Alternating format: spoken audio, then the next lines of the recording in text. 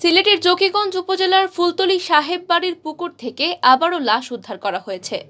নিখোঁজ হওয়ার 2 দিন পর আল্লামা আব্দুল লতিফ ফুলতলীর বাড়ির পুকুর থেকে এক শিশুর লাশ উদ্ধার করা হয়েছে। মঙ্গলবার বিকাল 4টার দিকে পুলিশ লাশটি উদ্ধার করে। সালমান আহমদ তাইফ নামের 11 বছর বয়সী ওই শিশু ছাত্র মৌলভীবাজার জেলার রাজনগর থানার ইন্দানগর গ্রামের মৃত আফতাব আলীর ছেলে।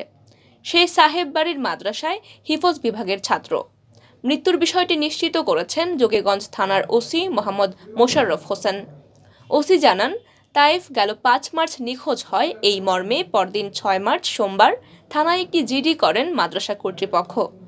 পরে 7 মার্চ মঙ্গলবার দুপুরে কর্তৃপক্ষ থানায় খবর দেন যে তাইফের মরদেহ সাহেব বাড়ির পুকুরে ভেসে উঠেছে। খবর পেয়ে পুলিশ গিয়ে বিকেল 4টার দিকে লাশ উদ্ধার করে। ওসি মোহাম্মদ মোশাররফ হোসেন বলেন, তাইফের পরিবারের সদস্যদের খবর দেওয়া হয়েছে। তারা আসলে ময়নাতদন্ত হবে কিনা এই বিষয়ে সিদ্ধান্ত নেওয়া হবে। এক প্রশ্নের জবাবে তিনি বলেন, এখনো পানি অনেকটা ঠান্ডা, তাই পানিতে পড়ে মারা গেলে কারো লাশ ভেসে উঠতে 2 থেকে 3 দিন সময় লাগতে পারে।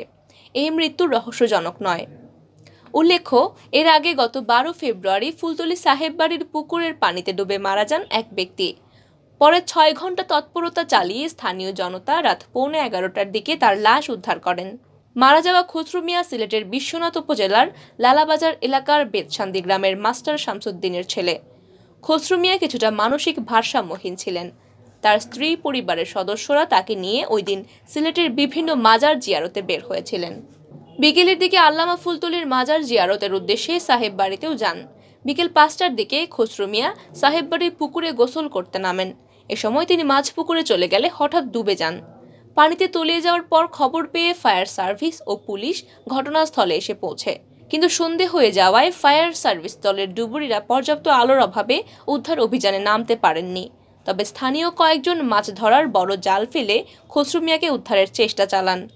2 দফা জাল ফেলে না পাওয়ায় তৃতীয়বারের চেষ্টায় ওই দিন রাত 11:15টার দিকে খসরুর মৃতদেহ জালে উঠে আসে।